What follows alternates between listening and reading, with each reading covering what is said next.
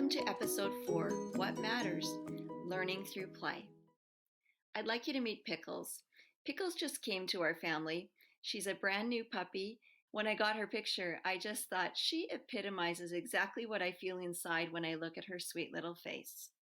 Children are that way also. The one advantage we have of having this new learning time is that you get to spend so much time with your children and watch the joy that unfolds when they just play. Do you remember teaching your children to count? Did you wait until they knew all of their numbers before you did that? Well, of course not. There's a window of opportunity when children are ready and wanting to learn and their brains are developed to the point where it's exciting for them and it's exciting for us to watch them develop. Writing is a window into thinking. We record our writing when we write our journals, when we write letters, when we write emails.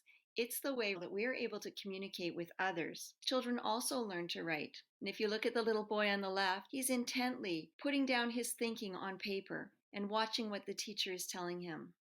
I look at the little picture on the left and I think, sometimes we expect a lot of our littlest ones. I've heard quite often teachers say, we don't really do writing until after Christmas, when our children have learned all of their letters. But I'd like you to think back to, when do we teach children to count? We don't wait until they learn all their numbers. So I'd like to take you through a little developmental process that will help you to understand what I'm talking about. Perhaps your child is at this stage of writing. I call this writing. They're making squiggles on the page. They're learning to use their pencils and their crayons. At some point, they start to draw pictures that look like something, and you'll notice all children start with the most important things that matter. So if your child is drawing a head with some eyes and a smile and arms and legs, your face is the most important thing to them, and that's what they are capturing with their writing. Then we might start to see children writing about a specific topic. Here's a child writing a story about their cat. Every time they read this story, it may say something different. They may say, once upon a time there was a cat, or here's my cat. And it depends on the context in the moment. When children start to learn about letters, this is what we see, and we get really excited because they're starting to use letters they know. Do they know all of the letters? No. And they put them in random places, and they will tell you what they say. This child notices that some letters go together to write a specific word that they recognize and they know. Every time the child reads this story, they may read it exactly the same, or it may change, but it is their writing and their thinking on paper. After this stage, we'll start to see them starting to imitate what they see in books. This child writes, "My cat is funny. His name is Frisky." Now you can see some of the letters that make sense. There's an M for my, there's a C for cat, there's a T, there's an F for funny, and maybe the N means funny or maybe it means name. And they've learned how to write their cat's name Frisky.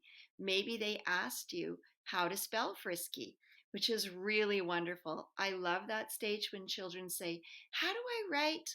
Because they're starting to realize that letters make sense. The next stage is when they start to put in medial and ending sounds. So we have beginning letters, middle letters, ending letters.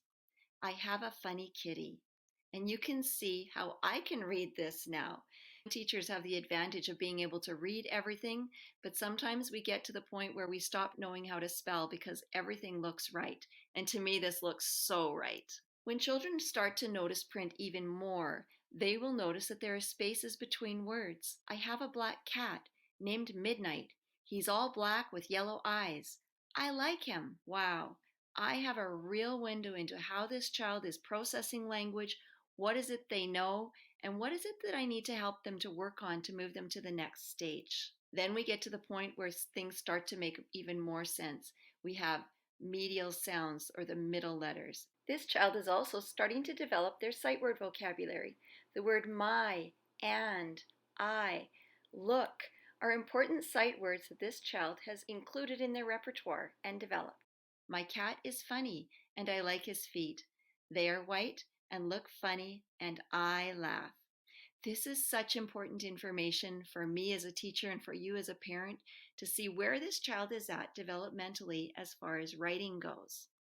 This child has noticed that there are periods and question marks and that they mean something. They're starting to use them but confuse them, which is also the next wonderful place. I have a funny cat. He runs after my mom and looks silly. I really like him. Blackie makes me laugh a lot.